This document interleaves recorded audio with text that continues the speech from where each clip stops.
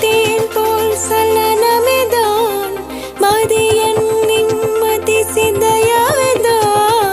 நிழலை விட்டு சென்றாயே நினைவை வெட்டி சென்றாயே இனியொரு பிறவி உன்னோடு வாழ்ந்திடவா அதுவரை என்னை காற்றோடு சேர்த்திடவா